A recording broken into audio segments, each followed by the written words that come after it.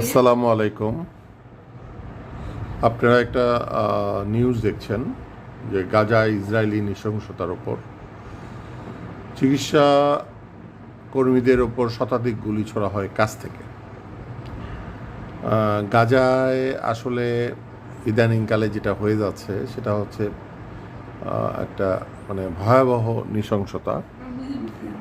এই নৃশংসতা বিশ্ববাসীর সামনে ঘটছে, আমরা দেখছি, কিন্তু বিবৃতি বা দুঃখ প্রকাশ ছাড়া এই নৃশংসতা বন্ধ করা যাচ্ছে না।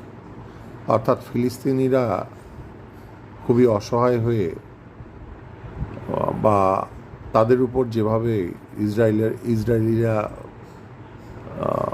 নৃশংসতা চালাচ্ছে, গণহত্যা চালাচ্ছে, এটা আসলে খুবই দুঃখজনক, নিন্দনীয় এবং খুব শীঘ্রই বন্ধ হয়ে যাওয়া উচিত, কিন্তু হচ্ছে না। আমরা নিউজটা পড়ি। গাজায় ইসরায়েলি নৃশংসতা, হামলার সময় একটি মুঠোফোনে ধারণ করা ভিডিওর ফরেন্সিক অডিও বিশ্লেষণে এমনটি দেখা গেছে।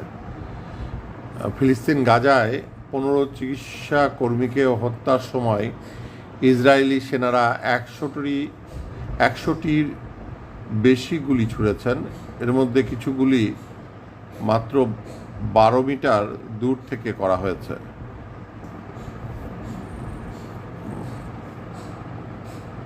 আচ্ছা, একটি মুঠোফোনে ধারণ করা ভিডিওর ফরেন্সিক অডিও বিশ্লেষণে এমনটি দেখা গেছে। বিবিসি ভেরিফাইড যাচাই করে 19 মিনিটের ওই ভিডিও পরীক্ষা করে দেখা গেছে গত 23শে মার্চ ফিলিস্তিনের গাজার সর্বদক্ষিণের শহর রাফার কাছে ঘটনাটি ঘটে। ভিডিওতে ঘটনার আগের মুহূর্তগুলো দেখানো হয়েছে।